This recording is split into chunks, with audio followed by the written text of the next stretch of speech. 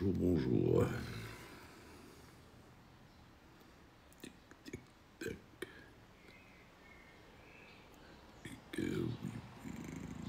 derrière Mourad, Tergui, JB, Inch'Allah.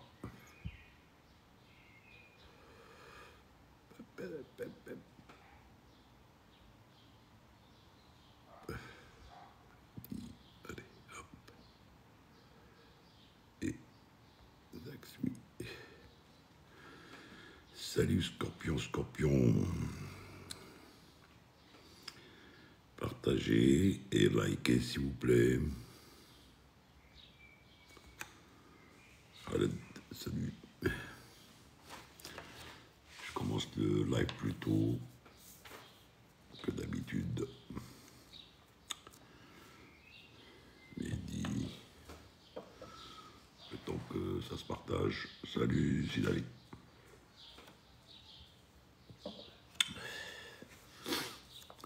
Plus de j'aime attire plus de spectateurs. On ne cessera jamais de vous le dire.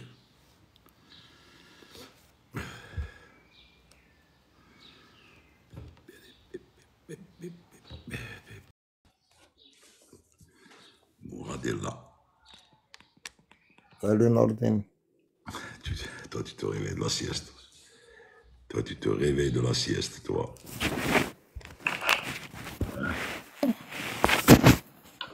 Je dirais même que tu es encore au lit. Voilà, je suis au lit. C'est normal, c'est samedi. Et samedi, c'est permis. Au fait, dans le chat, rien que pour information, consultez le... Bon, en dehors de Mourad qui publie de superbes vidéos en live, consultez le profil de JB via la Mourad. Il publie des vidéos sur son profil explicatives, pratiquement de tout ce qu'on avait dit durant tous les lives. Et je suis avec lui, je le suis personnellement. Exactement. Donc, tout à l'heure, il a posté une vidéo sur le Sur le trim de profondeur. de profondeur, exactement.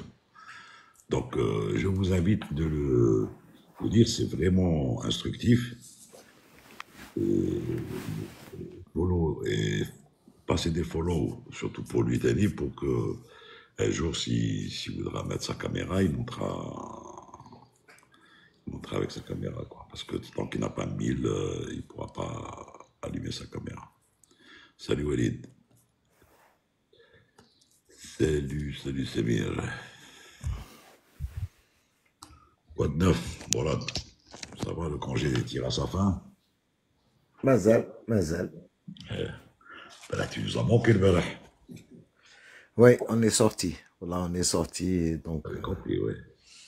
ouais.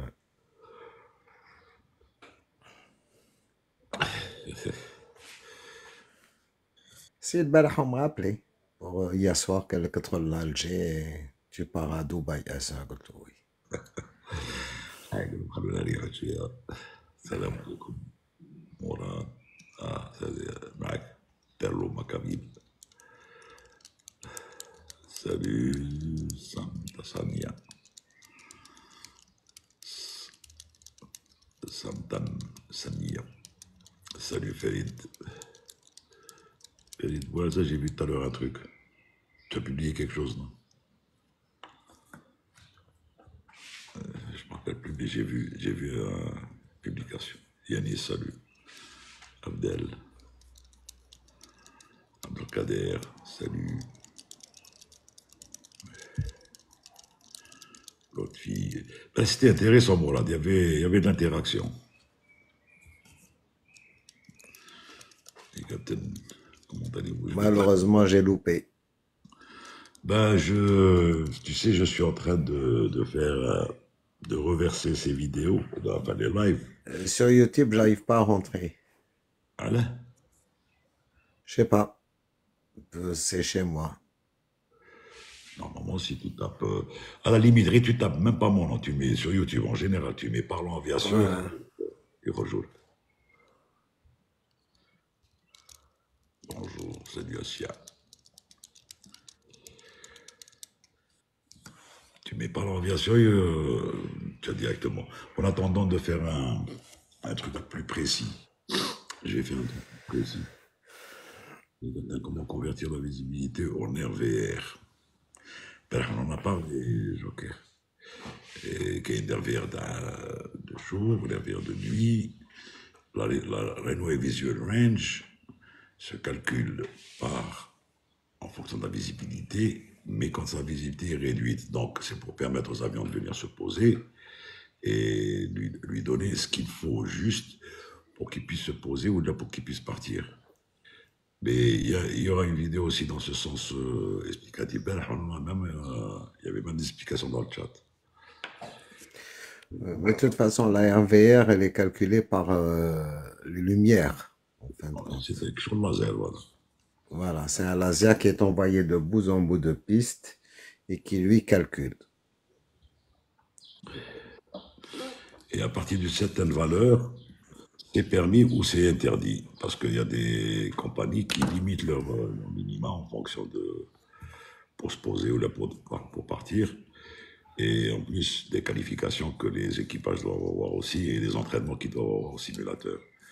Donc le gars, quand on va lui dire une RVR par exemple de 200 et que lui faut 550, eh bien il partira. Tout simplement. Tout le monde adore ta chemise, Nordin, hein? Je vais l'enlever. Il y a même un sien qui me suit dans l'autre shop qui te dit elle est belle, hein? J'ai vu, c'est Ashraf. Ouais. Lui, le pirate, il est sorti aujourd'hui. Là, avec ses copains. Ça, Et comme c'est son anniversaire bientôt, il te casse la lina. eh ben, il a raison. Et il a bien raison. Il a bien raison, il تقلش على بابا ويمه. Alors, l'homme est-il l'élément le plus dangereux à bord de l'avion? Oui. Ça va tout simplement, oui. L'avion est en général plus sûr que l'homme. Parce que si l'homme commence à faire n'importe quoi et toucher à n'importe quoi, ben, il peut... mais heureusement, les gens suivent des formations et voilà. Et c'est pour ça qu'en formation, on dit le moins vous touchez n'importe comment, le mieux c'est. Il faut toujours suivre les procédures. L'homme est... Oui, mais l'autre, de toute façon, l'homme est dangereux pour tout.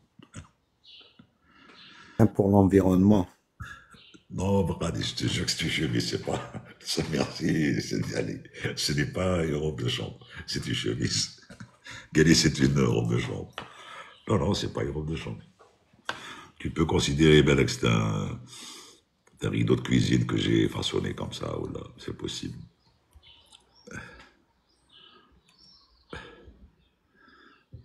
J'y vais, et là, l'avion via ses commandes électriques restreint et la décompensation humaine. Salut JB. Oui, salut Nordine. Ça va. Je ne serai pas disponible tout de suite. J'en ai pour 10 minutes et je serai avec vous. Salut JB. Voilà. Ok. Salut Morad, ça va? Vas-y. Ça va. Allez, à tout à l'heure. À tout à l'heure, JB. À tout à l'heure. JB, la correction personnifiée.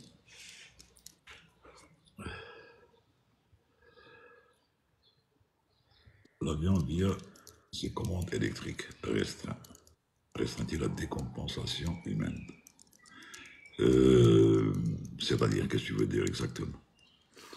C'est-à-dire qu'est-ce que l'humain intervient ou n'intervient pas, ou la déconcentration, peut-être tu veux dire? La déconcentration, parce que la décompensation, je ne vois pas ce que vient faire la décompensation. Il décompense quoi, l'être humain? La déconcentration, possible, parce que l'être humain fait beaucoup plus confiance à un moment donné au système embarqué et il peut peut-être le faire au détriment d'une vigilance accrue. Zakaria Kashkbesh Ralsog, Malabelish, Azul, Stéphane Azul à tous. Azul. Et je sais que tu plaisantais, même pas des.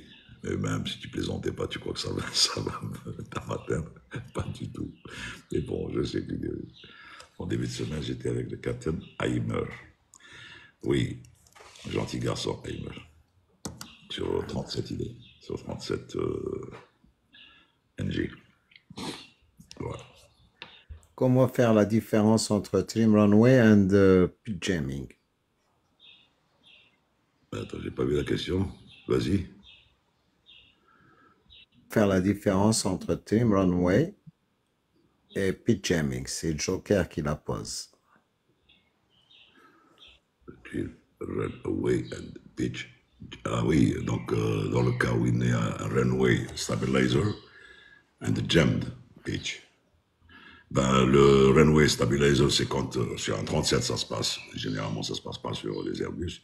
Le runway stabilizer, c'est quand le tambourin qui est à droite et à gauche commence à tourner d'une façon intempestive. Et là, il y a une action à faire, c'est de couper et passer en alternate pour freiner la roue. Sinon, si elle ne se freine pas, eh ben, il faut la freiner avec le pied.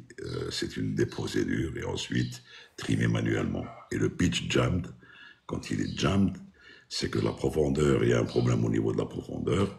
Et là, c'est plus dangereux. Là, c'est plus dangereux parce que il faut vraiment faire des manœuvres pour essayer de décoincer ça. Mais il y a une checklist. Il y a une checklist pour le handling de cet avion. Le pitch jammed, à mon avis, est plus dangereux que le runway stabilizer. D'abord, il faut appuyer faire une très forte application pour casser le jam. Hein. Bon, sur 330, on n'a pas ce genre de phénomène. Eh ben, heureusement d'ailleurs. Heureusement. Un jour, j'ai posé une question à M. Mourad, m'a répondu en riant. Semiro Ronaldo. Qu'est-ce que tu as posé comme question pour voir pourquoi il a ri, Mourad? Je ne sais pas. Ouais. Qu'en pensez-vous du prix de la formation? Chaque école applique en fonction de ses besoins. Et donc, faites votre choix en fonction de, pas du prix, mais de ce que l'école incarne en général. Parce que ça ne veut pas dire qu'une école pas chère veut dire, ou la plus chère veut dire qu'elle va sortir telle ou telle catégorie de pilotes. En général, c'est un programme qui est suivi et qui est donné par l'autorité, enfin qui doit être suivi par l'autorité. Et tout le monde se met à ce programme. Mais le plus important, c'est de voir ce que vaut cette école auprès des gens qui l'ont déjà ou fréquenté ou sont sortis de cette école et où est-ce qu'ils en sont dans leur carrière. Voilà. Et là, vous avez, je pense, enfin si c'est en Algérie, je pense qu'il y en a 3 ou 4. Et ailleurs, il y en a plusieurs. En ce moment, voici, il n'y a que des RH. C'est normal, c'est l'Aïd, Spanish Smile. Ils rentrent tous. Vous ne les autorisez pas à égorger en France.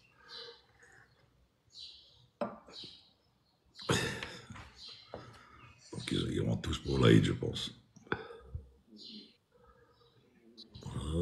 Alors, relation pilote en cockpit et restreinte. De relation pilote en cockpit et restreinte, je fais, tu vérifies, tu fais, je vérifie. Non, c'est pas comme ça que ça marche. C'est des tâches bien déterminées et qui sont définies par la Standard Operation Procedure de la compagnie. Les tâches sont bien partagées. Au sol, le commandant est commandant de bord CM1, le copilote il est CM2, ça on appelle un CM2. Et avant de partir, on décide qui c'est qui fait l'aller, qui c'est qui fait le retour, qui c'est qui fait la première étape en général quand il y a 2 étapes. Et l'un devient pilot flying, l'autre devient pilot not flying ou le pilot monitoring. Et à ce moment-là, le pilot flying, sur ses ordres, s'il se passe un problème ou là, quand il y a un problème sur ses ordres, c'est le pilot monitoring qui va faire les checklists. Et vice-versa. Sinon, pour les checklists, au sol, bien sûr, le commandant va demander des trucs qu'il y a en tant que commandant de bord, mais le pilot flying, toujours, va être monitoring qui est à droite. S'il est à droite, en tant que copilote, c'est lui qui va faire les checklists puisque le commandant est en train de rouler. Voilà. Donc, non, les tâches sont vraiment bien partagées. Combien de temps l'Airbus A330 peut-il voler? C'est en fonction du range. Il est à combien son max range? 15 heures? 13, voilà, dans ces temps-là, oui. Il faut considérer à peu près 15 heures de vol. C'est quand il a le fuel pour. Mais bon, un intégrateur d'exemple, un Alger Pékin fait 12 heures à peu près, 11h50, 12 heures. Rajouter à cela le fuel de l'attente en cas de problème et tout. Donc, il dit qu'il y a 13, 14, 15 heures.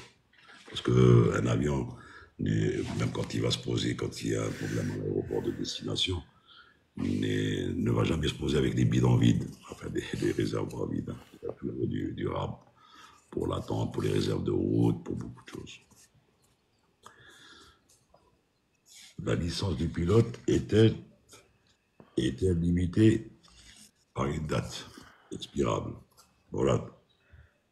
Oui, d'abord, tu as la date de la visite médicale, tu as la date du simulateur, et bien sûr, qui est elle-même la licence est valable que 5 ans en elle-même. Voilà. Au-delà de 5 ans, si la personne est obligée de la refaire. S'il ne travaille pas. Voilà. C'est normal, parce que c'est pour ça qu'on dit que le pilote, il remet en cause pratiquement sa licence tous les 6 mois quand il s'agit des simulateurs, tous les ans quand il s'agit de la visite médicale moins de 60 ans, et tous les ans pratiquement on contrôle en ligne. Si par exemple l'examinateur voit que c'est pas bon, et ben ce sera pas bon. Voilà, il a posé la question sur les pilotes algériens, ont les meilleurs atterrissages. Ouais, je comprends maintenant pourquoi il a ri et c'est tout à fait normal. C'est une légende. Oui, j'avais fait une référence que tout c'est pour ne pas avaler le chewing-gum. Ah.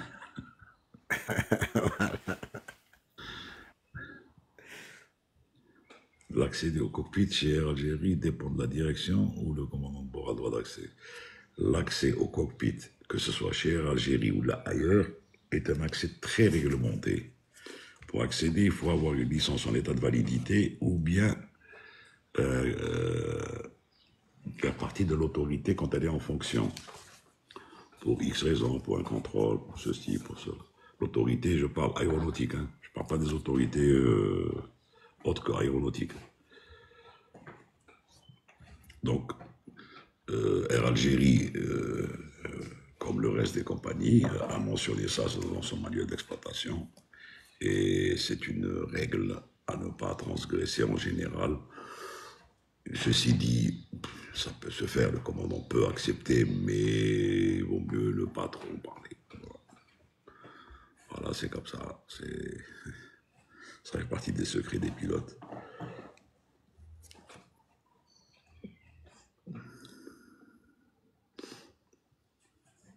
Quand il intervient des visites médicales, Hamza Ben Habib, je t'ai dit, pour les pilotes, c'est une année quand c'est en dessous de 60 ans et jusqu'à de 60 à 65 ans tous les 6 mois. Pour les personnes navigant commercial, tous les 2 ans. Sauf si, par exemple, pareil aussi pour les âges, mais bon, il se peut que des fois la visite médicale est écourtée avec des contrôles. Si le gars, par exemple, on lui trouve un peu de tension, ou là, donc, il a des contrôles dans les 3 mois, ou là, 1 mois, 3 mois, ou là, donc voilà. C'est pas figé. Mais ce qui est figé, c'est le standard. Standard, c'est tous les 6 mois en dessous de 60 ans. Et tous les ans en dessous de 60 ans et tous les 6 mois au-delà de 60. C'est quoi votre landing le plus difficile dans votre carrière? Merci pour votre réponse. Tu sais, les landings les plus difficiles dans ma carrière, j'en ai pas souvenir, honnêtement. Parce que il se pouvait qu'il y ait, par exemple, il y a eu des landings un peu difficiles que les autres, mais sans plus. Tu es revenu, moi, là? J'y vais. Ça y est? Oui, je suis là. Ah, très bien. À propos d'atterrissage particulier, je me souviens d'un atterrissage à Roissy, en limite vent travers. C'était sportif. C'était bien. Non, mais ça fait pas peur, on sait faire. Ouais. Mais c'est vrai que c'était sportif. Par contre, Nordin, tu as dépassé une question. Il y avait quelqu'un qui t'a dit les limites de structure des ailes sont-elles suffisantes en vue du changement climatique? Ben oui. Les ailes, rien qu'à voir les constructeurs, comment ils font subir les pires manipulations pour ces avions pendant la construction, dans les bons d'essai, et vous allez voir que c'est des débattements de plus ou moins 3 mètres, il n'y a aucun problème pour les ailes en emplanture, les constructeurs savent faire. Bon, maintenant, les gens pensent peut-être que dans les pires situations, les ailes peuvent s'arracher. No way. Un avion peut se désintégrer s'il rentre dans un cumulonimbus, et encore un gros, mais très gros même. Bon, j'y vais, tu veux parler des emplantures? Oui, non, il faut savoir qu'un avion, déjà son domaine de vol est limité à plus 2,5 G en utilisation normale et moins 1 G, Ouais. et que le coefficient de sécurité par rapport à ça est de 1,5. C'est-à-dire que l'avion, avant de se casser, c'est 1,5 fois 2,5. Donc ça fait, hein, avant qu'il casse, il y a de la place encore. Entre 2,5 et 1,5 fois 2,5, bon, il risque de rentrer en déformation permanente, mais il ne va pas casser pour autant. Exactement. Voilà.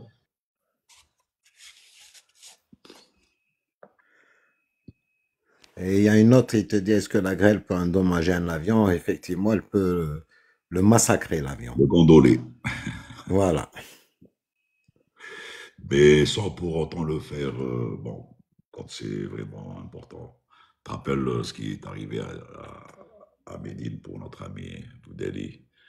Et même un avion dernièrement, il s'est fait tabasser par la grêle où ses windows ont été pratiquement criblés et le radome arraché pratiquement. Donc oui, ça peut.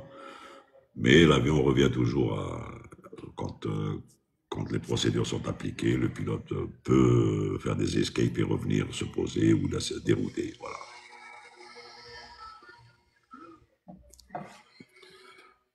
Ça fait peur pour le moment, c'est vrai. Le moment index, ça fait peur. Ça peut même faire très peur. Mais bon, ça vous prend combien de temps pour préparer un voyage? Un voyage pour le travail ou bien un voyage pour un vol? Eh bien déjà, le pilote, il est au courant de son vol. Donc déjà, il est imprégné un petit peu de son vol. Il sait ce qu'il va faire. Avant de partir de chez lui, déjà, il a déjà une idée sur le parcours, du vol, enfin le vol en lui-même, les conditions météo. Il a une idée du carburant qu'il peut emporter sans avoir déjà même la prévision. Bon, sauf s'il appelle au téléphone, on va lui donner la prévision passager et tout. Et donc voilà, le voyage un petit peu, quand le gars est préparé pour ça, le vol, il se prépare moralement, mentalement, depuis qu'il sait qu'il va faire ce vol, jusqu'à ce qu'il le termine.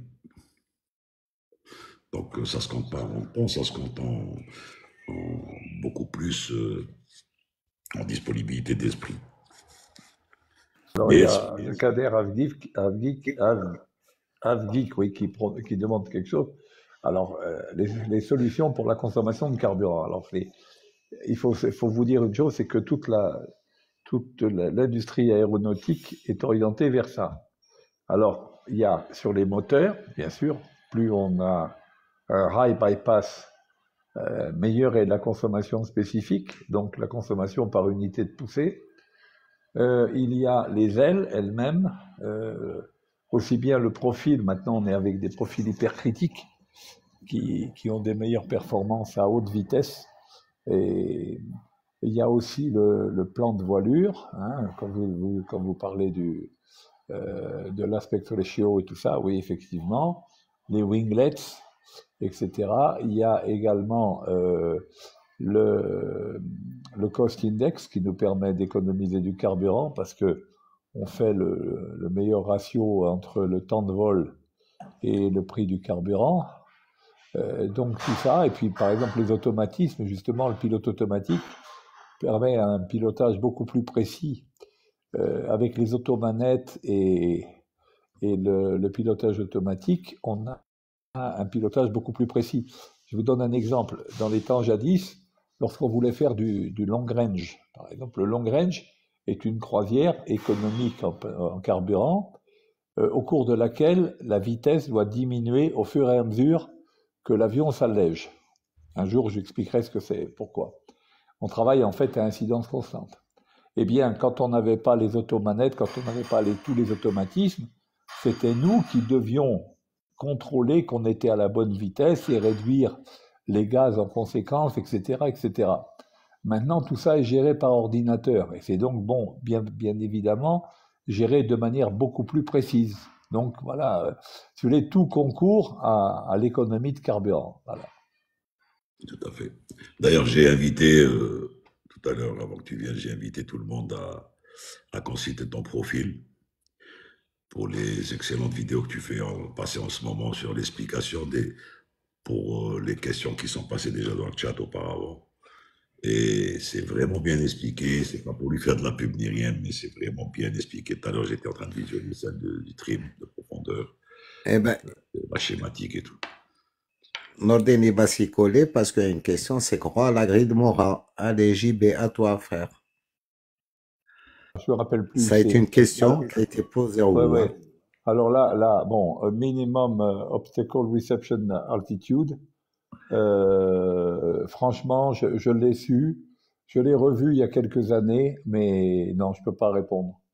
Je peux pas répondre. Je risquerais de dire des conneries, c'est pas la peine. Je peux pas. Faisiez-vous partie des commandes autocratiques vis-à-vis des copilotes? Question collégiale. Non, ni, Alors, ni. il faut poser la question à Nourdine et à Morad qui ont été mes copilotes, et puis après, il faut poser la question à vos copilotes. Exactement. C'est ce que j'allais dire. Je ne pense pas avoir été ni autoritaire. Attention, quand je dis autoritaire, je m'explique. J'ai été autoritaire sur des questions de sécurité. J'ai été très conciliant sur des questions où le gars n'arrivait pas trop à s'accrocher, donc il n'y avait pas de problème pour le faire remonter, qui peut le plus, le moins surtout en instruction. Mais je ne pense pas avoir été, en clair, désagréable au point de dire c'est moi qui ai raison. Ou non, je pense pas. Mais bon, elle a dit il faut poser ça aux first officers qui ont travaillé avec moi ou bien les commandants qui ont travaillé avec moi. Il faut être très clair. Il faut être très clair. Le gradient d'autorité dans le cockpit doit rester toujours en faveur du commandant de bord. Mais il ne faudrait pas que ce gradient d'autorité soit trop pentu. Donc l'autocratique, le commandant autocratique, je vais vous dire, je crois qu'il ne doit plus y en avoir beaucoup dans le monde. Ça, c'était comment dirais-je, c'était une caractéristique des anciens commandants de bord qui avaient l'habitude qu'on les adule, etc. Il y en avait quelques-uns dans certaines grandes compagnies européennes que je ne citerai pas, qui étaient vraiment comme des mandarins. Mais maintenant, je pense que ça n'existe plus. Hein. Maintenant, le gradient d'autorité doit rester en faveur du commandant de bord, qui est le dernier à prendre les décisions, enfin, qui a la responsabilité du vol. Ça ne veut pas dire pour autant qu'il est autocratique. Ça arrête comme. Quelque chose d'intéressant, Nordin, plus haut. Qu'à ce qui paraît, les pilotes d'Air France ont appris aux oiseaux à voler. Je ne sais pas si tu l'as vu. Oui, je l'ai survolé. Je l'ai survolé, donc oui. Oui. Ouais, bah, c'est pas mal, oui, pourquoi pas. Hein. Ouais, Ils ont pourquoi bien pas. appris un hippocampe à voler, vu que c'est un hippocampe, leur sigle. Bon, Iman qui vous dit ça arrête comme merci, Iman, ça arrête avec toi aussi. Enfin, voilà, pourquoi on calcule 6 mois d'une année pour la classe. C'est bien. Alors, où se trouve le capteur des vitesses sur l'Airbus. Les capteurs de vitesse, il a très bien expliqué la dernière fois, Morand, il vous a montré et les pitos, et les... Il y a une vidéo qui montre, et il y a des pitos des deux côtés, plus les capteurs statiques, même JB en a parlé. Donc, Hadid, si tu vas voir sa vidéo, elle est très bien expliquée. Je referai une vidéo sur ça. Tu l'as déjà fait, non? À la reprise du boulot, je referai une vidéo. Tu as fait une vidéo sur quand tu faisais la walk-around. Oui, je la referai, je referai une autre. Avec des visites des sociétés de classification BV, BR. Je sais pas. C'est comme pour les bateaux. Non. Ce monsieur, il doit être dans la navigation maritime marchande, parce qu'il n'y a pas de société de classification pour les avions. D'accord. C'est le bureau Veritas, mais c'est pas une société de classification en tant que telle. Ouais. Lamine, bonne fête. Merci.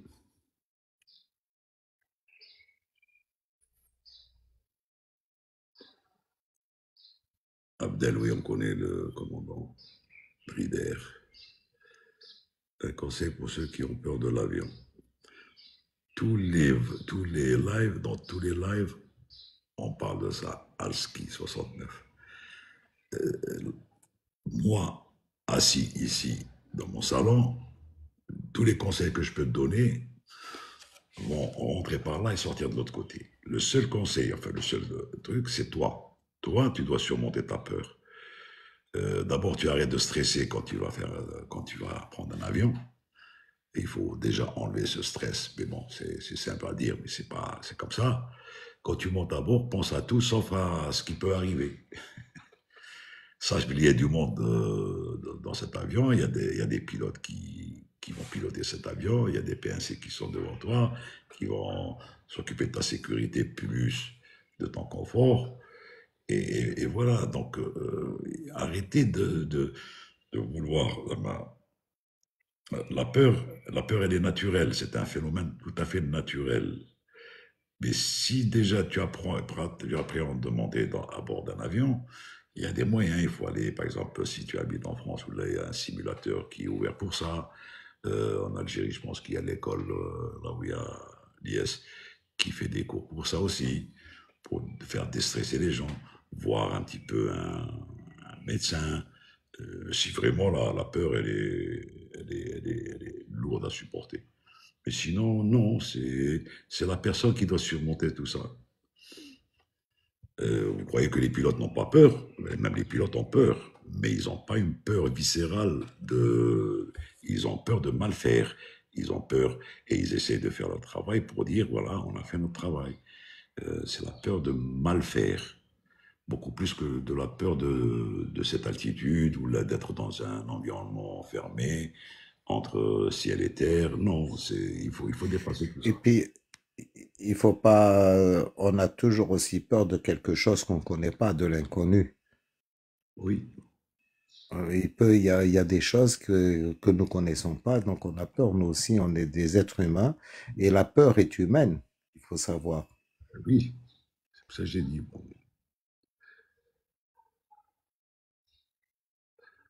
les turbulences sont-elles subies de la même manière en cockpit, au milieu ou à l'arrière?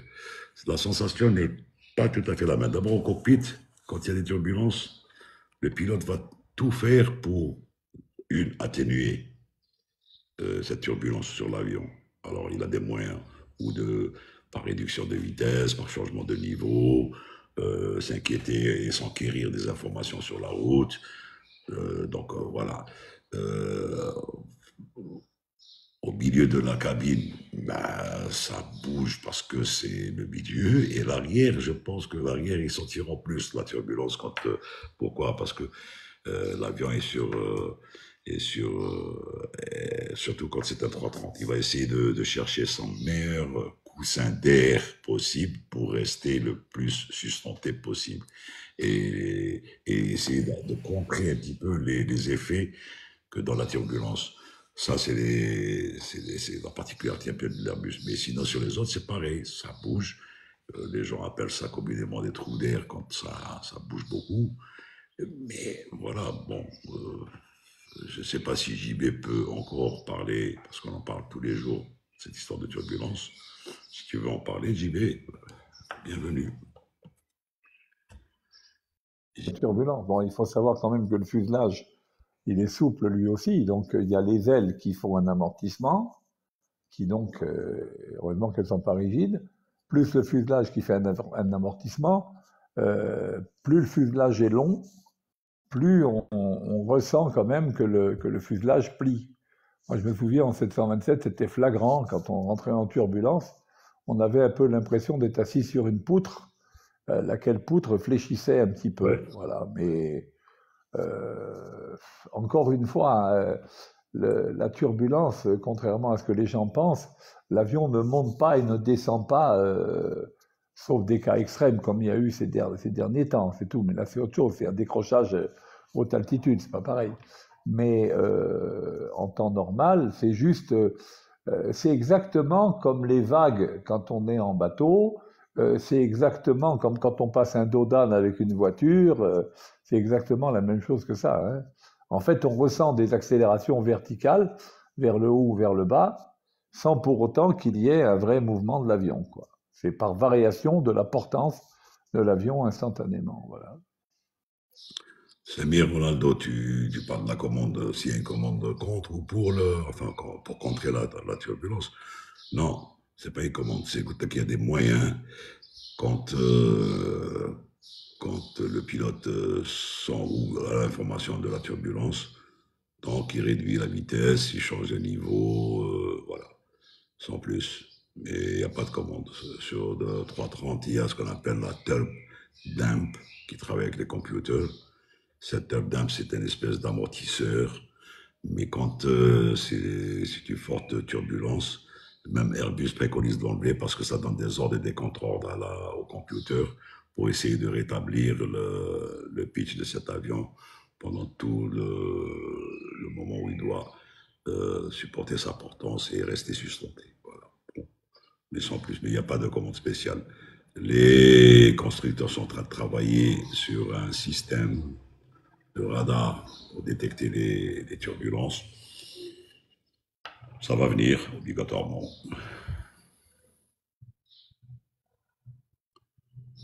Le temps imparti. La durée d'exploitation d'un avion, ça dépend combien d'argent on est prêt à mettre dedans. Tout simplement. Parce que plus un avion vieillit, plus il coûte cher en maintenance. Donc, je dis, il y a des DC-3 de 80 ans qui volent, mais évidemment, ça doit coûter cher parce que, en fait, un avion, au fur et à mesure de son exploitation, bah, finalement, il est entièrement refait, quoi. C'est-à-dire que un avion qui a 40 ans, il n'y a pratiquement plus rien de l'avion d'origine dessus. Tout a été changé, pratiquement, au fur et à mesure. Voilà. Le temps imparti entre le dégivrage au sol et de l'avion et l'envol. En général, c'est le plus court possible parce que c'est d'abord en fonction du type de dégivrage qui est appliqué sur l'avion au sol. Donc, On a, c'est ce que le hold overtime, le hot, H-O-T. Voilà, donc, c'est calculé. Et bon, voilà, dans ce moment, ben, il n'y a pas de ice en ce moment au Canada, mais bon. Ouais, et on est obligé, donc j'ai fait instructeur de-icing. J'ai fait instructeur, donc c'est une obligation pour la réglementation canadienne. Je l'ai fait à tous les équipages Norden. Ouais, c'est bien. Et voilà.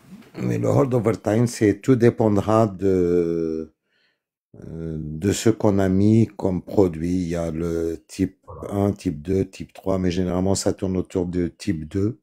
Ouais. Et on a tout le temps de faire le vol, de rouler et de décoller. En tout cas, le principe, c'est justement délivrer, essayer de rester le minimum possible. Et d'ailleurs, les baies de dégivrage en général sont à proximité de la piste d'envol quand elle est en service. Donc, il va à Montréal, la 24, c'est ça. Si mes souvenirs sont bons. Bon, Ouais, elle est au milieu. La baie de SMH, dégivrage, elle est au milieu. donc voilà. Elle est pratiquement au milieu. Donc, c'est à équidistance et donc Et à Charles de Gaulle, elle est en bout de piste. en bout de piste exact. Charles de Gaulle, elle est en bout de piste. Sauf à Orly où on est dégivré sur place, au parking. Très bien. Alski, tu es de Lyon, donc non, je ne connais pas de simulateur à Lyon. Tu peux par contre aller à Paris, ou bien du côté de Lyon, il y a Saint-Yon, et l'école, le SFAX, Centre de formation aéronautique, contrôle technique, du côté de Paris, le Monial, à 140 km au nord de Lyon, dans la région charolaise. Tu y vas, tu fais un En tour. Seine-et-Loire, exactement. En En Seine-et-Loire, Nordine. Tu demandes si tu peux faire un tour, ben là, qu'ils vont t'accueillir et tu dis, voilà, j'ai une phobie, j'ai la peur, c'est ce que tu veux. Sinon, va à Paris. Nous parlons Notre ami Lotfi Baba Ahmed, il travaille de temps en temps pour un SIMU comme ça, où ils font un SIMU 320, où les gens peuvent aller justement pour se guérir peut-être de la... Enfin, tout au moins, il y travaillait. Je sais que à Paris. un temps, il m'en avait parlé. À Paris, oui. Oui, à Paris, je sais qu'il existe. Les radars peuvent représenter des turbulences? Non, mais ils donnent des hachures, des petits traits comme ça, magenta, qui, en général, c'est aux alentours des gros nuages et tout, mais ou là au décollage. Mais c'est pas significatif pour dire c'est une zone où il y a la turbulence. La zone où il y a la turbulence, ou bien c'est quand elle est reportée par la météo, ou bien par les pilotes, ou bien sur les TMC, sur les cartes météo et tout, quand le pilote va déterminer à peu près que c'est des zones qu'il va traverser à peu près où il y a de la turbulence, ou bien quand on voit un grand cisaillement de vent en altitude, on va se dire probablement qu'il va y avoir de la turbulence pour l'instant. Mais les radars ne déterminent pas pour l'instant avec précision les zones de turbulence. Farid Boisin, une très Il y a bonne des- question. Le cristal de glace, Oui, vas-y. sont-ils toujours un problème car indétectable en météo? C'est un véritable casse-tête chinois pour les avions. Et Boeing a fait tout un document concernant les cristaux de glace. Ouais. C'est le Ice Crystal, comme on dit, n'est-ce pas, JB? Formatif. Voilà. Sur Airbus, on a des détecteurs, donc il n'y a pas de souci. Mais sur Boeing, ça a posé problème beaucoup plus sur le NG, où il y a eu des soucis. Si tu peux continuer, JB, ça serait sympa de ta part. Tu es beaucoup Bon. plus pédagogue. C'est ce qu'on appelle le verglas. En fait, le verglas, il se constitue, si vous voulez, le givrage. Il y a deux types de givrage. Il y a le givrage où l'eau se congèle instantanément, rapidement, et à ce moment-là, elle emprisonne avec elle des particules d'air, et à ce moment-là, ça fait un peu ce que vous avez dans votre frigidaire lorsqu'il n'a pas été bien dégivré. Voilà ce que ça fait. Ça fait cette espèce de frost, là. Et à ce moment-là, bon, ça c'est visible, il n'y a pas de problème. Mais Et puis, vu la vitesse des avions JB, ça percute, ça givre. ouais, voilà. Mais le problème du crystal ice, donc du verglas, c'est toutes les fois que l'eau ne condense pas, ne congèle pas instantanément. Donc elle va se répartir sur la surface sur laquelle elle a tapé et elle va geler relativement lentement. Et ça va faire exactement comme les glaçons dans votre frigidaire. Les glaçons gèlent doucement et donc ils n'emprisonnent pas pratiquement d'air. Et donc ça fait une glace translucide. Et cette glace translucide, elle n'est pas visible.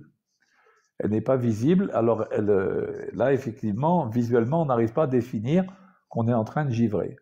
Alors c'est un véritable problème. Et c'est pour ça qu'on met en fait l'anti-ice en prévention, pour éviter justement que ce phénomène se produise. On le met en prévention toutes les fois qu'on pense qu'il va y risquer d'y avoir du givrage. Voilà. Ouais. Voilà, et c'est du givre ça givre avec la vitesse de l'avion, c'est-à-dire qu'un objet en mouvement ayant une vitesse et l'eau en surfusion va au contact de l'objet, va givrer.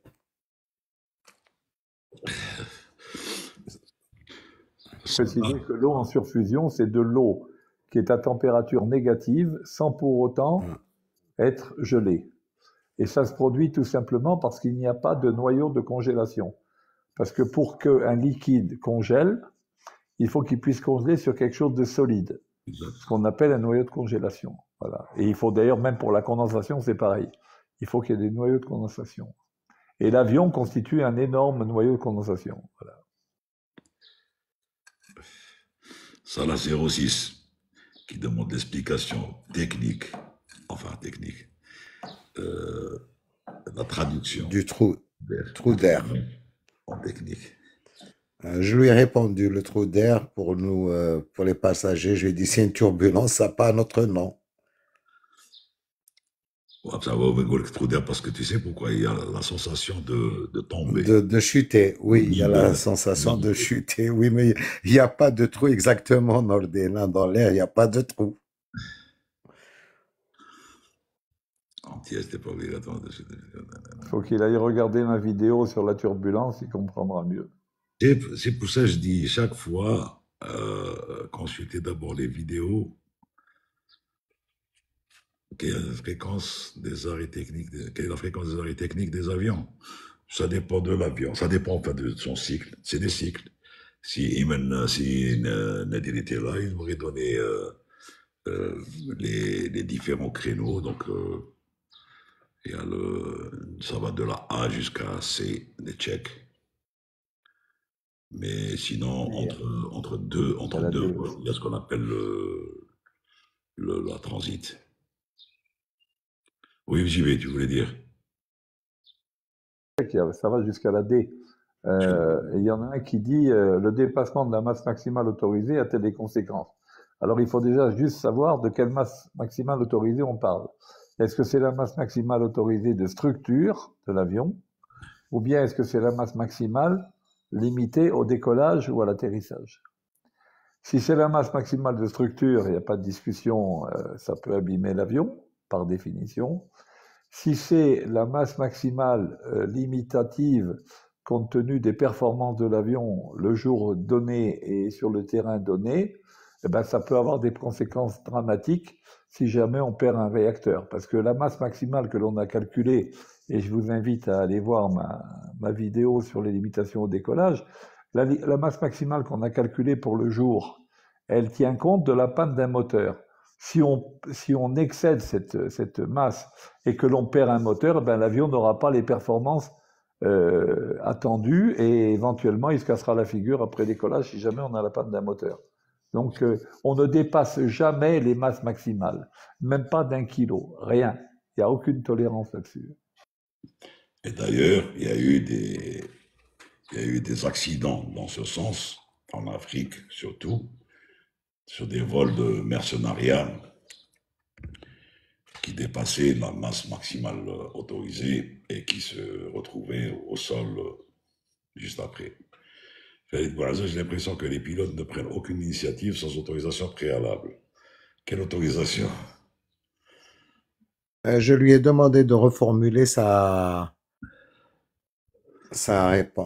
question. De quelle initiative, voilà. De toute façon, c'est pas les initiatives que l'on prend, elles sont dans le cadre des procédures. Il n'y a pas de et des prérogatives du pilote. On décide d'énormément de choses, mais on a aussi des guidelines pour prendre ces décisions. Donc c'est pas une question. On demande pas l'autorisation de faire ça ou ça. On suit des procédures que la compagnie nous a données. JB, tout est structuré. Voilà. Les gens voient ça comme ça, bien sûr. Par contre, tu as une très bonne question pour JB, je pense qu'il n'y a que JB, hein, Norden. Il y a Scorpion 31 qui revient, c'est pourquoi on calcule la consommation par passager aux 100 km. Ben, c'est pour une question de rentabilité du vol. Voilà. Par définition. On a besoin de savoir tel avion, par exemple, à l'heure actuelle, le 380 pourquoi le 380 est arrêté, il n'y a plus que 2 ou 3 compagnies qui l'exploitent, parce qu'ils se sont rendus compte que la consommation de cet avion par passager était plus importante que la consommation par passager sur 777 ou 350 ou quoi. Et donc, ça fait que commercialement parlant, c'est pas rentable, c'est tout. Hein. Hakim Doumali, le max landing weight à l'atterrissage en cas d'urgence, c'est aussi réglementé. C'est permissible quand il y a vraiment une urgence où le gars, n'a pas de moyen de jet isolé son fuel, d'imper, ou bien, mais c'est déjà mis. Merci de. Mais c'est déjà réglementé. Et le go-around est une décision sans autorisation. Au contraire, c'est une décision qui est prise par le commandant de bord ou sur demande du contrôleur quand il y a un problème. Donc cela aussi, c'est réglementé. Il ne va pas faire un go-around parce qu'il a... un go-around est une décision des fois lourde à prendre, mais nécessaire quand il le faut. Quand il le faut pour une raison bien précise. Voilà. Bon. Moi, c'est minimum equipment l'islam, le GUS. Toutes déviations dues aux conditions météo sont-elles soumises à autorisation? Elles ne sont pas soumises automatiquement à autorisation. Si par exemple il y a une autorisation qui tarde à venir, le gars n'est pas fou, n'est pas fada pour entrer dans un CV. S'il demande une déviation et qu'elle tarde à venir, il va dévier, il va sortir de son cap et c'est tout. Il ne va pas rentrer en attendant une autorisation dans un Nimbus de désintégrer l'avion. Bon, mais en général, les contrôleurs... C'est une information, Norden, on informe. Et généralement, le contrôleur ne refuse jamais. Moi, j'avais répondu oui parce que pas d'explication. Et même quand c'est une zone réglementée, même quand c'est une zone militaire, c'est comme ça. Quand ça touche la sécurité, le pilote est obligé de prendre des mesures qui vont vers la sécurité, obligatoire. Et après, alors, il le repose, Félix Boisa, il te repose pour prioriser l'évitement horizontal ou vertical pour éviter un cumulonimbus ou c'est selon. Attends. Et vous priorisez l'évitement horizontal, vertical, ou c'est selon. Non, en général, ça dépend d'abord où est-ce qu'il va ce cumulonimbus. Il y a des cumulonimbus qui vont jusqu'au niveau 500. En général, les avions commerciaux évoluent 350, 370, 390, 400, 410. Donc, en général, c'est à droite ou à gauche. Passer sur un QNIMB, même s'il est au niveau 360 ou 380, passer dessus, c'est dangereux quand c'est closest. Passer en dessous, c'est dangereux. Donc, en général, l'évitement se fait à droite ou à gauche. Et en fonction de son image sur le radar, et de préférence à 40 nautiques avant, c'est là où il y a le minimum de sensation de turbulence autour d'un CB. Alors, il y a des Red Sparrow qui demandent explication du CL. Est-ce que tu dis bien CL ou CI? Je ne sais pas. Il parlait du Cost Index, je lui ai dit d'aller voir ta vidéo, JB. Cost Index, oui, d'accord. Cost Index, t'as bien fait, oui, bien sûr, c'est pas la peine. Je croyais que c'était CL avec L en minuscule. Je lui ai dit d'aller voir ta vidéo, je me suis permis quand tu étais absent. T'as bien fait, oui, parce que c'est une vidéo, mais c'est mieux que tout un discours. Pour vérifier que le centrage de votre avion est correct, vous utilisez quel instrument? Pour vérifier que le centrage de votre avion est correct. D'abord, le calculateur va le donner. Le FMGEC sur 330 du moins, il va le donner. Maintenant, il y a les ABAC. Tant que c'est dans l'enveloppe, il peut être centrage arrière ou centrage avant, mais dans l'enveloppe. Oui. S'il sort de cette enveloppe, c'est qu'il n'est pas bon. Vas-y. Norden, oui, tu as le moyen, mais ça va prendre beaucoup de temps aussi. On a une application dans notre iPad pour vérifier, mais ça prend beaucoup de temps. Généralement, les load sheets sont corrects. Oui. Il faut savoir que le logiciel qui donne la load sheet. Il est relié c'est le DCS, Departure Control System. C'est-à-dire que maintenant, on ne peut plus rentrer dans le logiciel, on ne peut plus rentrer les données comme ça. C'est plus le flight dispatcher qui peut rentrer. C'est les données directement de l'enregistrement qui rentrent directement dans le DCS. Il y a des trucs, pardon, 2 secondes. Le thé est prêt? Le thé est prêt, JB? C'est pas encore prêt, non. 2 secondes. Vas-y.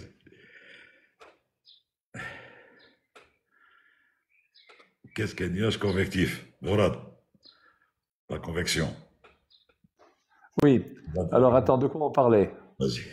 Ah oui, oui, d'accord. Oui, Yes. ça y est, c'est bon. Du Oui, DCS. alors on ne peut pas. En fait, le DCS, les données passagers et le seating des passagers est donné directement depuis le module enregistrement. De même que le poids des passagers, le poids des bagages. Il est donné directement par le module. Et la répartition du fret et des bagages est faite par le plan de chargement. Et donc, les données manuelles sont réduites au minimum. Et donc, et comme les logiciels qui font ça sont des logiciels homologués, on ne peut pas faire un devis de masse avec un logiciel non homologué, ils ont été vérifiés, contre-vérifiés, etc., pour être parfaitement exacts. Donc, il n'y a plus de problème. Et maintenant, en plus, il faut savoir que la plupart des compagnies utilisent ce qu'on appelle le CLC, Centralized Load Control, c'est-à-dire que le load control n'est même plus sur le terrain d'où l'avion démarre. Vous pouvez avoir très bien une compagnie son avion est à Alger et tout le devis de masse et de centrage est calculé à Stuttgart ou à Prague ou à Tataouine-les-Bains. D'accord ? Donc voilà un petit peu comment ça se passe. Et donc, pratiquement, la possibilité qu'il y ait une erreur sur le devis de masse et de centrage est quasiment infime. Voilà. Donc, vraiment, j'ai beaucoup travaillé là-dessus. Hein. J'ai vu. Aviation, ouvre ton mic.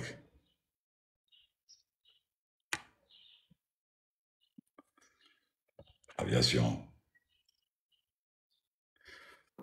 Je crois qu'il y a un problème de connexion. Ouais. Il y a un problème de connexion.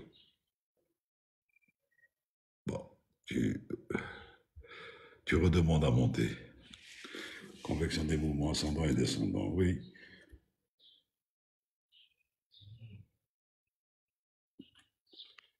Cet Airbus 320 a été touché par des cristaux de glace. Oui, Ahmad. C'est celui qui a perdu il a été touché par la grêle, la grosse grêle, et il a endommagé aussi son radome et pratiquement tout l'avant. Ça ne vous manque pas la manuelle au cheat avec les graphiques? Ça s'utilise encore, Hakim Doumali, dans les endroits où ils n'ont pas le système électronique. Ils nous ramenaient les low-cheat quand le système est en panne ou ils ont un problème de réseau. Là, ils ramenaient la low-cheat faite à la main. Et là, Ou bien sur des aéroports que nous exploitons pas et qu'on fait exceptionnellement. voilà. Et d'ailleurs, dans les avions, il y a toujours un paquet de low-cheat vierge dans les documents. Comme dit Mourad, un aéroport qui n'est pas exploité par la compagnie ou là. Et qui ne connaissent pas, par exemple, la compagnie ou cet avion-là, donc ils vont le traiter de façon manuelle, et des fois, c'est l'équipage qui le fait. Et c'est là où c'est les cas. Bien qu'on peut nous l'envoyer, également on peut l'envoyer sur ACAS. Hein. Oui, oui. Oui, j'y vais. Il faut savoir également que les load controllers, donc qui s'occupent par définition du load control, doivent au moins une fois par mois faire une load sheet manuelle. C'est obligatoire par les compagnies. La compagnie d'assistance doit produire ça. Et on va même plus loin, on fait régulièrement, les compagnies les compagnies assistées imposent aux compagnies assistantes de faire à intervalles réguliers le check-in manuel. C'est-à-dire, on considère que le système informatique est tombé en panne. Et d'ailleurs, les agents d'enregistrement, quand ils prennent leur fonction, ils ont avec eux le cartable de manuel, donc le cartable pour un éventuel check-in manuel qui pourrait se déclencher à n'importe quel moment si le système vient à tomber en panne. Voilà. Et donc tout ça, c'est pour vérifier que les agents en charge gardent la capacité de faire tout ça en manuel. Voilà. L'ISK, dans quel cas le pilote peut-il refuser de faire? Il y a plusieurs cas. S'il est d'abord fatigué, s'il est malade, fatigué, si on lui donne un avion pourri, ça peut arriver. S'il fait très mauvais, bon, et que lui, il estime que la sécurité est engagée, il refuse. Une amplitude. Voilà, l'amplitude, donc c'est dans la fatigue. L'amplitude de vol, si par exemple il a travaillé, qu'il dépasse, s'il a attendu par exemple l'amélioration météo, qu'il a dépassé ses 4 heures béton par exemple sur le terrain, et qu'ensuite ça ne s'est pas amélioré, donc il va dépasser son amplitude de travail.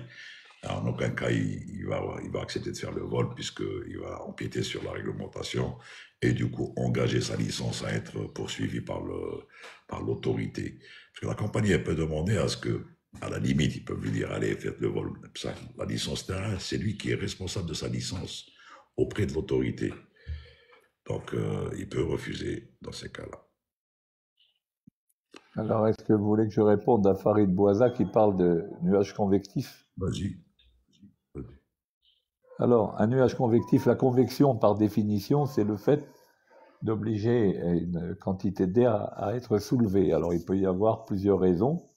Hier ou avant-hier, j'ai parlé du front froid, où vous avez une masse d'air froid qui arrive sous une masse d'air chaud et oblige la masse d'air chaud à monter. Ou bien ça peut être un vent qui souffle sur une montagne, à ce moment-là c'est un phénomène orographique, ou bien ça peut être parce que le sol est très chaud, l'air immédiatement en contact avec le sol va avoir tendance à s'élever puisqu'il s'allège, etc. Bon, dans tous les cas de figure, on a un mouvement de convection donc vers le haut. Donc l'air est soulevé, en montant l'air, la pression atmosphérique diminue. Toutes les fois que la pression atmosphérique diminue, la température de l'air diminue. Et si cet air contient de la vapeur d'eau, ben cette vapeur d'eau va condenser à une certaine température, qu'on appelle la température de condensation ou point de rosée quand il s'agit du sol. Et il va commencer à se former des gouttelettes d'eau.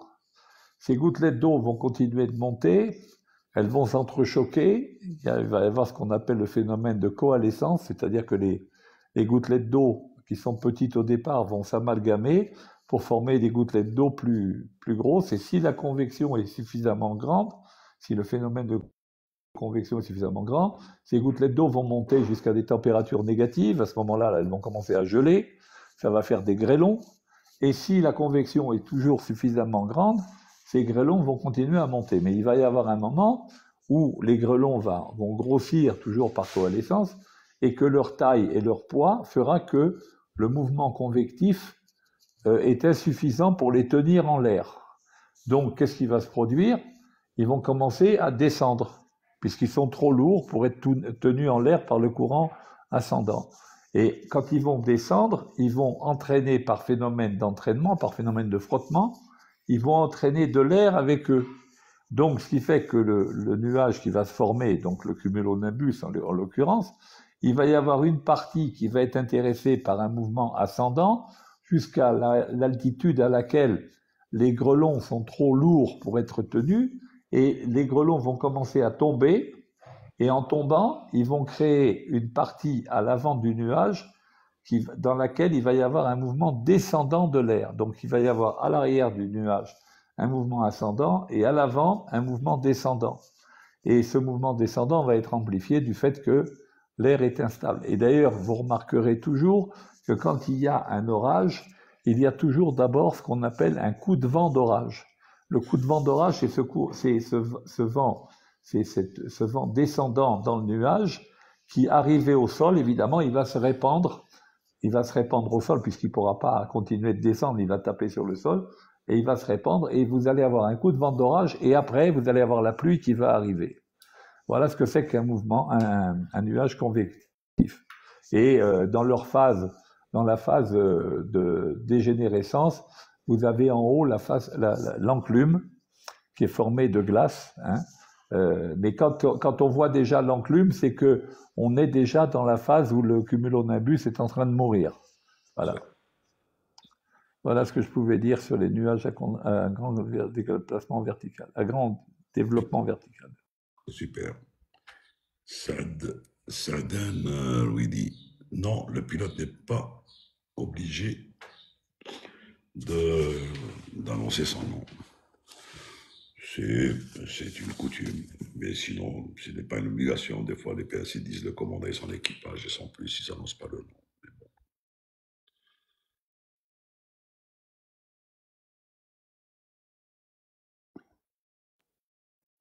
D'ailleurs, on avait quelqu'un qu'on n'annonçait jamais son nom, Nordin. Je sais de qui tu parles. Nous savons tous de qui on parle. Voilà. Maintenant, je pense qu'ils annoncent. Non, il le fait toujours pas. Il le fait toujours pas. Il est toujours égal à lui-même. Eh bien, c'est bien. C'est un gentil garçon et je l'aime beaucoup. Moi, il m'avait reçu magnifiquement bien. Vraiment, c'est un gars bien. Ouais.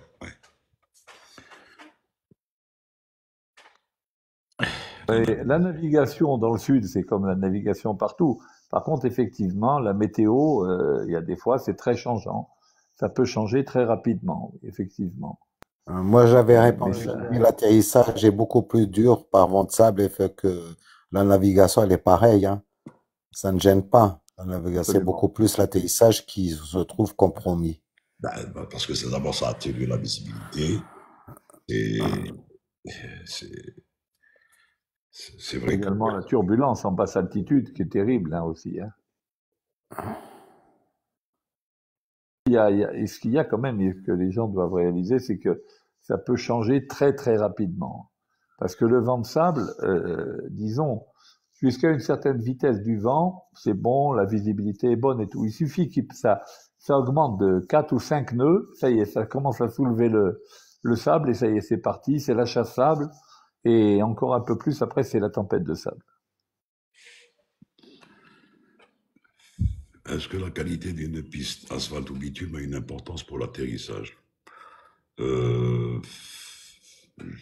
Forcément, mais bon, je pense que c'est normalisé en ce moment, n'est-ce pas, JV? Maintenant, ils font plus du...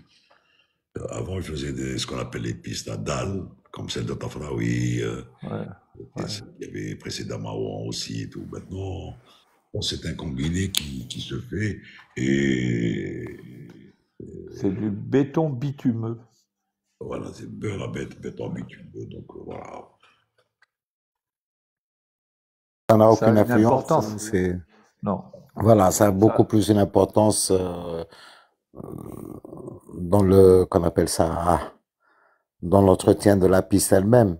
Elles vont être plus solides que, je pense, à un JD. Ouais, et la limitation résistance de piste. Voilà. Est-ce que les températures, le sud, a une procédure spéciale? C'est ce que j'ai compris là. Oui, forcément, puisque ça atténue les performances de l'avion. L'avion a des calculs, il y a des calculs à faire et donc ça atténue. Enfin, les performances sont diminuées dans un endroit où il fait trop chaud et il faut faire gaffe, plus gaffe qu'ailleurs. Et alors quand l'aéroport est haut, en altitude et chaud, là aussi ça atténue les trucs. Donc il y a des limitations. Il y a des limitations à respecter et c'est tout ce qu'il y a à dire là-dessus. Allez voir ma vidéo sur les limitations au décollage. En fait, qu'est-ce qui se passe? Plus on est en altitude et plus il fait chaud, plus la masse volumique de l'air diminue, donc plus la poussée des réacteurs diminue. Alors, on a de moins en moins de poussée, donc mathématiquement, on va pouvoir prendre de moins en moins de proies. Donc, ça nous amène, les hautes températures au sud nous amènent à limiter le poids de l'avion au décollage, tout simplement. Et c'est pour ça qu'on préfère faire les vols sud, en général la nuit, où la température est plus basse, et à ce moment-là, on Beaucoup peut plus avoir une clémente. charge marchande plus intéressante. Voilà. Madrid, j'ai pas compris. Rassure-moi, j'ai un vol demain et j'ai une photo. Tu veux dire une Il photo? avait une phobie, il a corrigé, il avait la Oui, phobie. ouais. Norden. Il a la phobie. Eh ben, si tiens. Ah oui, d'accord. Oui. La phobie, tu as une phobie, ben, qu'est-ce que tu veux que je te rassure? Bon vol, enjoy, il n'y a aucun problème. Ne regarde pas trop les films, ne regarde pas trop, n'écoute pas trop ce qui se dit sur les catastrophes, et sans plus, hein. Et ça se passera très bien. L'aéroport de Londres, effectivement, est très encombré, mais très bien organisé. Ah Donc, ouais. ça se passe très bien à Londres. Pas de problème.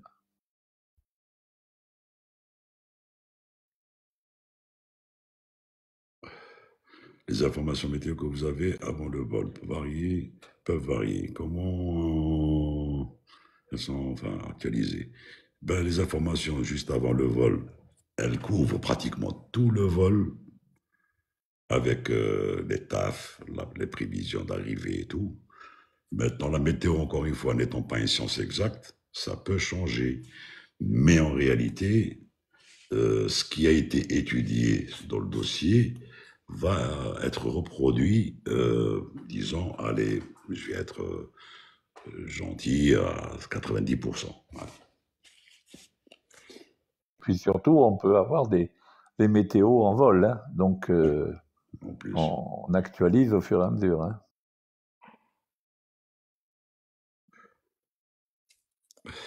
Il y a quelqu'un qui a parlé des pistes en terre battue dans le sud. Moi, je pense qu'elles ont disparu, Norden, d'après toi, parce qu'il disait qu'elles étaient réservées aux Hercules Que, 530. non, non, elles ont toutes été bitumées. Il n'y avait que Elles ont été toutes bitumées, oui, même un double blanc, elles ont été toutes bitumées, hein. C'est quelqu'un qui a posé la question, mais elles ont toutes été bitumées, les pistes en terre battue. Elles la dernière n'existent en date. plus. La dernière en date, c'était BBM et Ingzem. Et donc, c'est bon. BBM, il y a le 37 qui va là-bas. Oui, voilà, donc la dernière en date, c'était, je t'ai dit, c'était BBM et trucs. Donc, tout a été bitumé depuis. On a connu l'ancienne piste de VVZ, va Élysée. voir Zora. Élysée aussi, ouais. Oui, oui, c'était Élysée, c'était VVZ, va voir Zora. Mm. Tu te rappelles, on l'appelait va voir Zora Norden.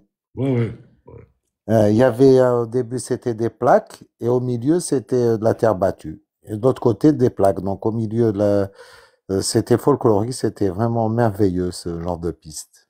Ouais, ouais.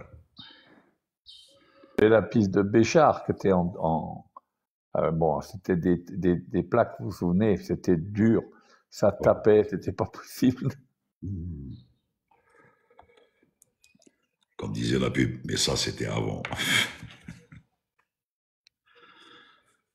Qui va décider de la situation pilote ou le contrôle. Le problème de visibilité pour atterrissage qui va décider de la situation pilote ou le contrôle.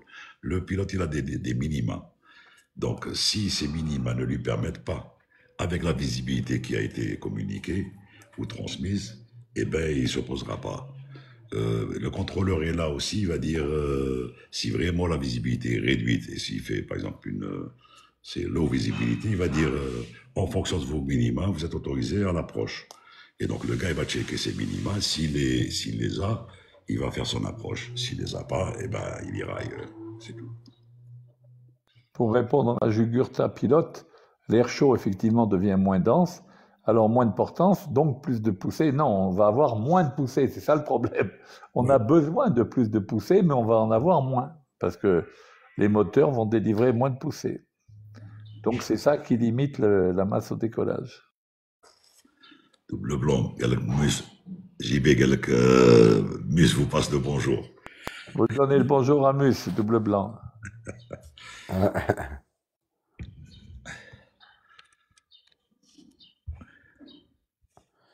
Y a-t-il Il y a différence? une très bonne question. Y a-t-il des différences de règles de vol d'un pays à un autre?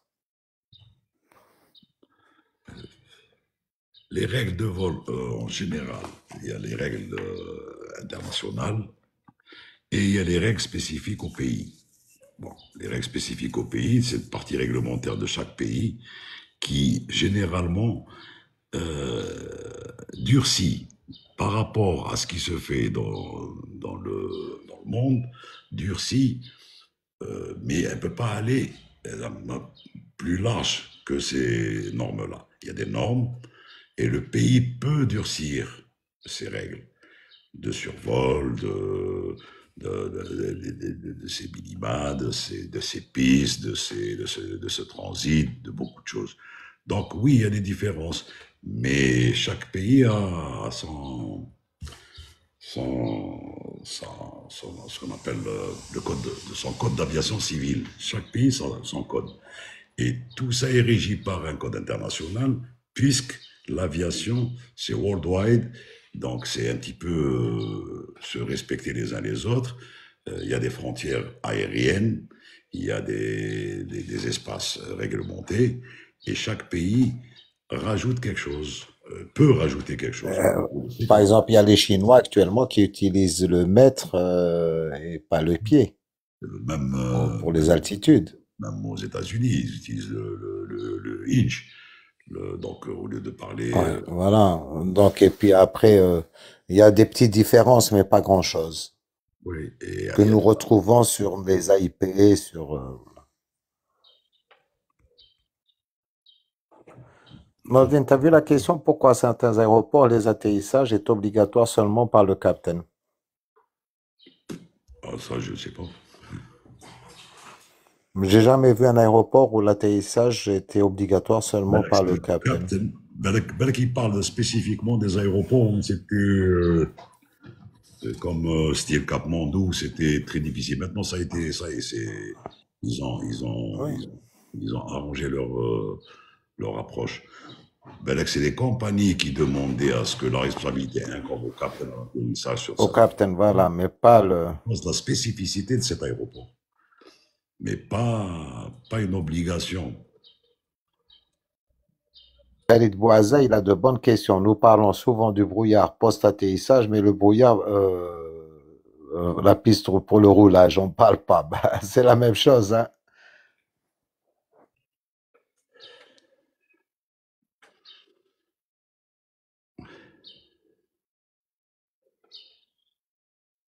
JB, tu veux intervenir?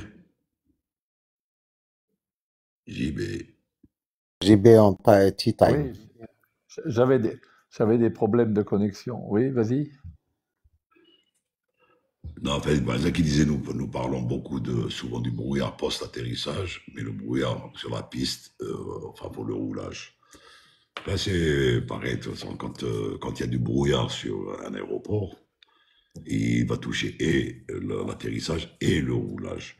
C'est vrai que des fois, sur la piste à l'atterrissage, le brouillard est dense et donc l'avion va se poser. Il va faire une automatic landing s'il a ses minima en LVO. Et à un moment donné, au bout de piste, ça s'atténue. Ou bien le contraire, c'est un peu clair à l'atterrissage, c'est des bancs de brouillard, et en fin de piste, ça s'accentue. Ça dépend de l'aéroport, et ça dépend de la température du jour, et ça dépend si c'est avant le lever de soleil, une demi-heure après le lever de soleil ou pas. C'est là où il y a la convection, le plus de convection possible, contre le brouillard. Mais généralement, quand c'est des cas comme ça, pour le roulage, eh ben, où il y a les follow me, qui viennent pour être suivis par l'avion, ou bien si c'est dense, que ce soit l'atterrissage comme si c'est donné par la tour que c'est vraiment dense, eh ben l'atterrissage ne va pas se faire si le gars n'a pas ses minima, c'est tout. Alors, M- Nordine, ce qui est marrant, c'est l'aéroport d'Istanbul. T'as vu le roulage que tu te tapes, il est un petit peu spécifique. Et puis une fois que tu arrives au parking, il t'envoie follow me, on voit le quand j'ai besoin. C'est- tu, tu te perds dans le roulage. Bon, c'est vrai que, hein, mais envoie-le-moi. Il te l'envoie juste pour rentrer au parking. C'est tout. J'ai pas compris pourquoi. SPQR, les aéroports dont tu parles, c'est ce qu'on appelle, enfin, les green bands. De toute façon, quel que soit X, quand l'avion s'est posé, c'est qu'il a eu ses minima pour se poser. Ou bien il a fait du 0-0, même il a fait du 0-0. À la sortie des taxiways, effectivement, sur le traçage, il y a ce qu'on appelle les green bands, les loupiotes vertes. Et donc, le contrôleur va dire, vous appelez une fois la piste dégagée, keep on the green. Et donc, que ce soit à Londres ou là dans les endroits où il y a beaucoup de brouillard, ça se passe comme ça. Saad Noureddin, existe-t-il des interventions de maintenance durant le vol? Des interventions techniques, mécaniques, non. Mais on peut, si le pilote a quelques soucis, s'il a un convoyeur avec lui, bah, il va être appelé au poste, ils vont discuter de ce problème pour voir quelle est la conduite à tenir plus tard, arriver à destination ou quelque part.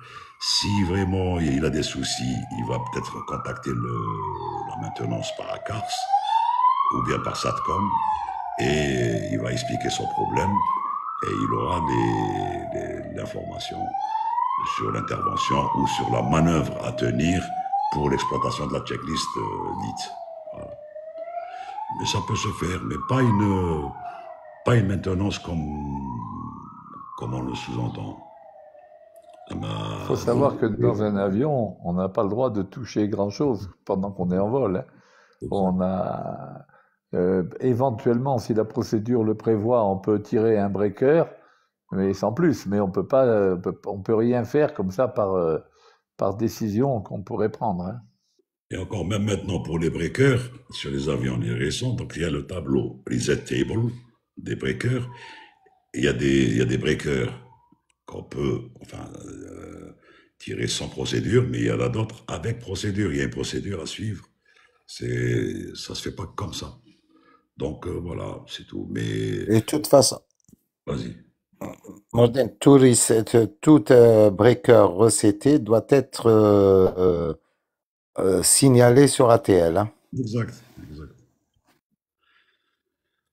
Les avions devant vous vous informent-ils des turbulences qu'ils ont subies? En général, c'est ce qu'on appelle du pilot report, effectivement. Donc, le gars, il peut même peut-être subir une petite turbulence de sillage et dire qu'il y a de la turbulence. Bon, le pilote, c'est pas pour autant qu'ils vont prendre ça pour argent comptant. Ils vont d'abord commencer à subir pour truc. Mais si vraiment ils ont l'information des avions qui sont devant, et ils vont essayer de changer de niveau, donc c'est possible, ou diminuer la vitesse en demandant de la diminution de vitesse pour ne pas empiéter sur la séparation des avions, surtout sur l'Atlantique. Voilà. C'est de la discussion, c'est de l'échange, c'est comme ça que ça se passe.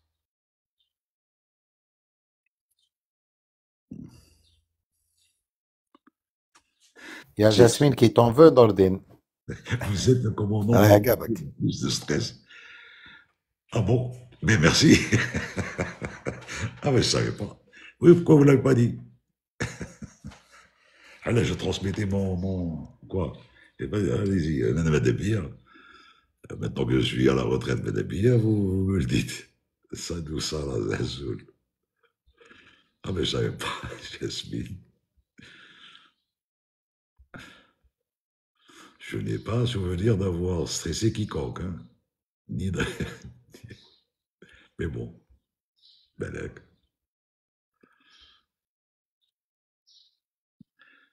Et elle insiste, Jasmine, hein. Ah oui, bien sûr, je lui en veux.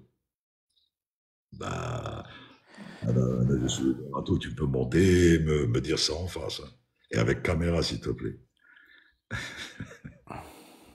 Ça joue ça, ça joue ça.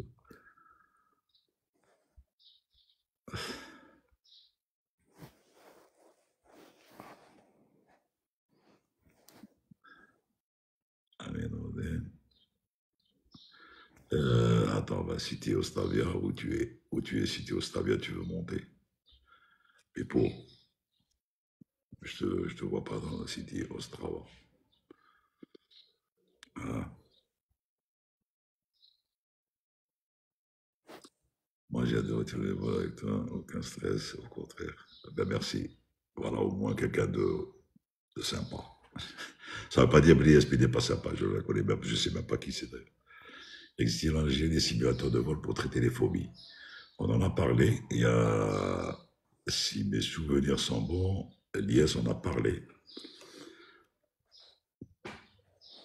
Il en a Oui, je parlé. crois qu'il fait de temps en temps, il fait des séances Des là-dessus. séances de déstress. De déstress. La Boumerdes. Alors, avion sans pilote, l'automatisme et l'humain sont complémentaires. Nous, on est contre l'avion sans pilote. Maintenant, rien n'est dit que je lui montrerai pas un jour, dans 350 ans, parce que je serai encore là. Euh, c'est à voir. C'était un vol au large, le Oran partant de Orly. Le Oran partant de Orly m'a fait trop peur. Elle te parle d'Orly au large. Et je pense, parce qu'Astia lui a dit non, moi je stresse pas, et elle lui a répondu je suis hôtesse à Orly. Ah oui, ben bon, j'ai dû faire du sarcasme ou quelque chose comme ça, donc voilà. Bon, existe-t-il en Algérie des simulateurs? Ça, on a répondu. Comment pensez-vous qu'Air Algérie se comporterait bien si elle disposait de 80 avions? Qu'elle dispose de 80, de 100, de 150? Encore faut-il savoir que ce n'est pas le nombre qui détermine. Le nombre, effectivement, est important pour l'essaimage de ces vols à travers le monde et tout et tout. Mais le plus important, c'est une maintenance correcte, les gens qui tournent autour de ces avions-là, soit fassent leur travail, et voilà, et que tout le monde prend soin un petit peu de ces avions-là pour qu'ils durent le plus longtemps possible et faire le bonheur de tout le monde, quoi. Donc, pour l'instant, elle a 56 avions, Air Algérie. Je pense qu'avec l'achat, va atteindre les 80. Ben, ça sera du travail pour beaucoup de monde et des vols à explorer, d'autres vols. Il y en a un qui dit, enfin Chenail, oui, à bien y penser, il y a des fusées spatiales sans astronautes. Ah, mais là, il y a une très très grande différence. C'est que les fusées se déplacent au-delà de l'atmosphère. En d'autres termes, dans un environnement qui est stable, qui est simplement régi par les lois de la gravitation universelle. Et à ce moment-là, il n'y a pas d'orage, il n'y a pas de cisaillement de vecteur vent, il n'y a pas d'autres avions, il n'y a rien du tout. On est dans le vide intersidéral. Et à ce moment-là, les paramètres environnementaux sont absolument constants. Ce qui n'est pas le cas quand on navigue avec un avion dans l'atmosphère et singulièrement dans la troposphère. Et donc, c'est là où se pose le problème. Et c'est pourquoi l'automatisme dans la troposphère est plus difficile à réaliser que dans l'espace. Voilà. Khalid Waza, après alerte ICAS et évitement, doit-on se référer au contrôleur? Bon, déjà, après alerte ICAS et évitement, ça veut dire qu'il y a eu résolution. C'est-à-dire que le pilote a fait l'évitement. S'il y a eu résolution, il a fait l'évitement, ou en montée, ou en descente, et en escape. Donc, après, il faut informer le contrôleur qu'il y a eu we had a traffic resolution, mais sinon, ce n'est pas pendant. Parce que juste avant, il y a ce qu'on appelle l'advisory.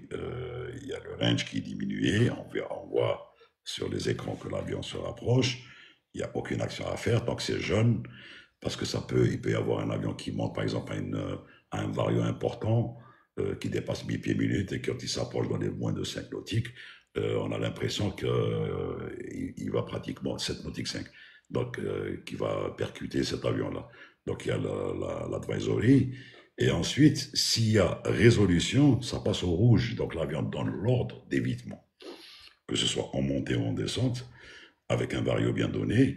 Et même si c'est entre deux avions, il va donner un ordre pour maintenir l'assiette ou le vario dans le vert. De toute façon, toujours dans le vert. Et à ce moment-là, après, il faut informer le contrôleur. Et le contrôleur, alors où il y aura ce qu'on appelle un air miss, ou bien un truc, mais de toute façon, il y a une enquête qui est ouverte et c'est comme ça que ça se passe.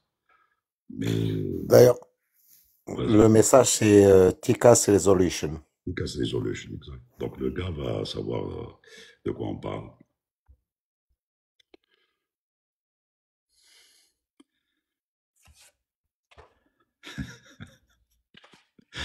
Des Mourad, sa chemise, il vous la donnera, gars. Il n'y a pas que la haute du vol. Je veux apprendre ILM. Ben, ça dépend, Eric Tissot, si tu es sur Paris, juste à côté de Paris, et Il dans y en a ce plein. Il y a au Bourget, il y en a à Saint-Cyr-l'École, il y en a partout. il y a pas mal. Ouais. Voilà, ouais. Tu t'inscris et tu fais de l'ULM. Et en plus, il y a du monde. Hein. Bon Merci. courage pour voler avec un moteur de tondeuse à gazon, c'est pas mal.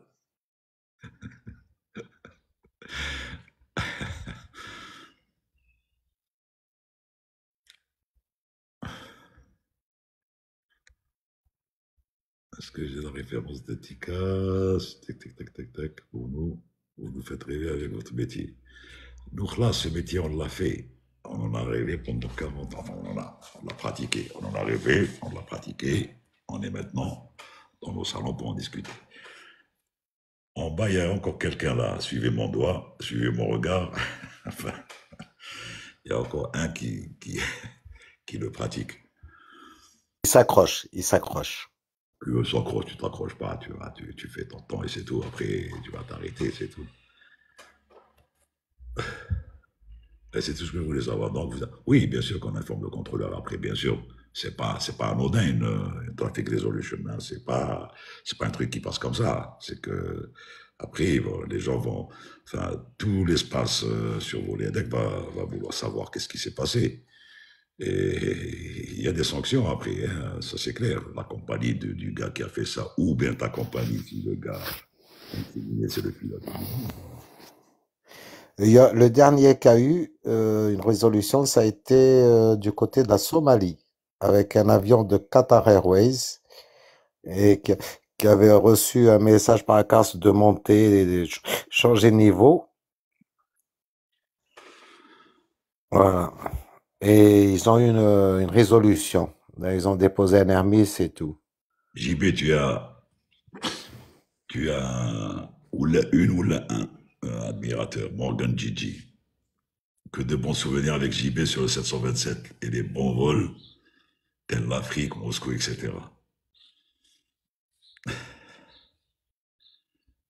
Morgan Gigi, désolé, JB est en train de prendre son thé.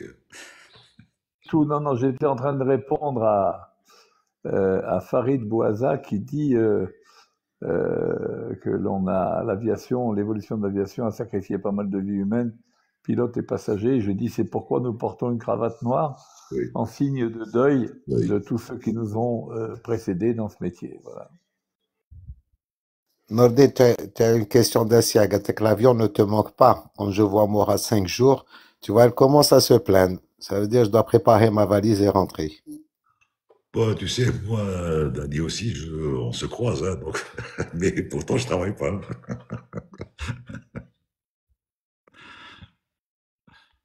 Tu crois qu'on a tous la chance de JB, qu'on lui prépare le thé à 19h? Et des fois, c'est moi qui le prépare. Hein. Ça dépend. Hein.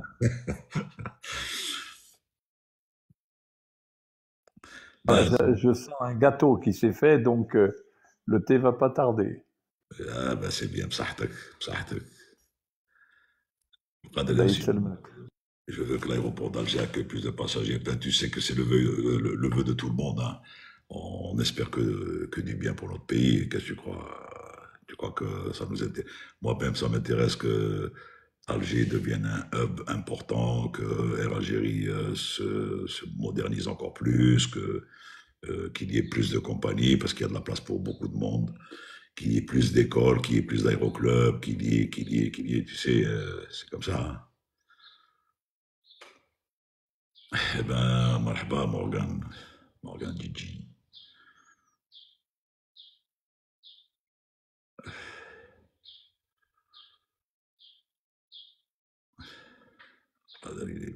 Oui.